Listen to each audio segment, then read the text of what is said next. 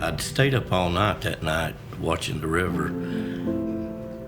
I decided that morning that it wasn't going to get too bad, so I laid down about 6:45, and I heard a knock about 45 minutes later on the wall, and a neighbor of mine had came down and said the water was coming up, and I just figured, that it was getting up, but when I looked out, it was in the yard, and by the time I got back around, the water had got up to the windows and was breaking the windows out, and we just kept standing around watching it, hoping that it would go down. And then I seen a big tree come down the creek, and the tree knocked the house off the foundation. Trees were falling everywhere, and propane tanks floating down on fire and blowing up.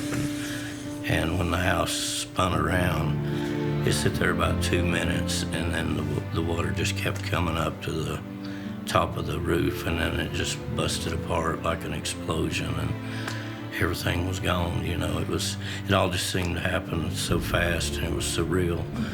I still think I may still be in shock a little bit about it. Just at one point I stood there and I thought, my entire life was gone. Everything I'd worked for. It was very, very painful to watch all that.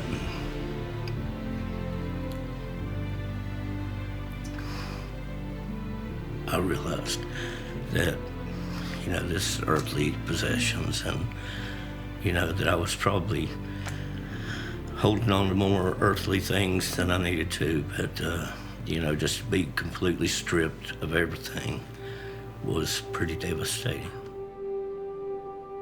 The day of the storm, I came to my daughter's Lashera's, and since then, I've had Philippians 4:19, where it said, "My God shall supply all your need according to his riches and glory through Christ Jesus." One of my friends, him and his wife and his little girl, came to know the Lord through the storm. I've been very encouraged by that. I realize that God is in control.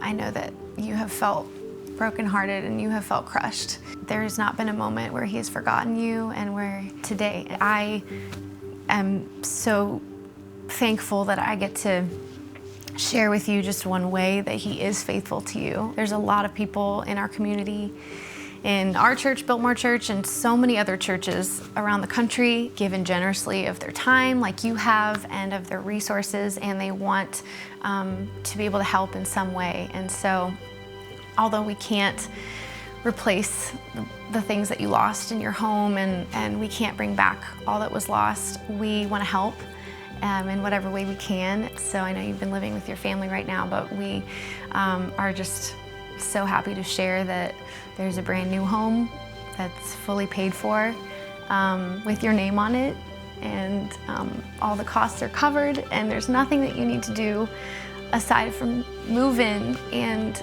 allow it to help restore that sense of peace and security that you lost.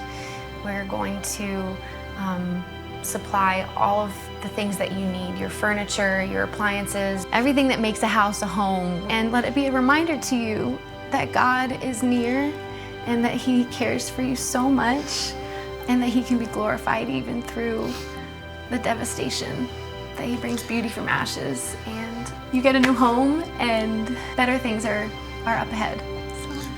I don't have words. That's okay. Thank you. Yeah.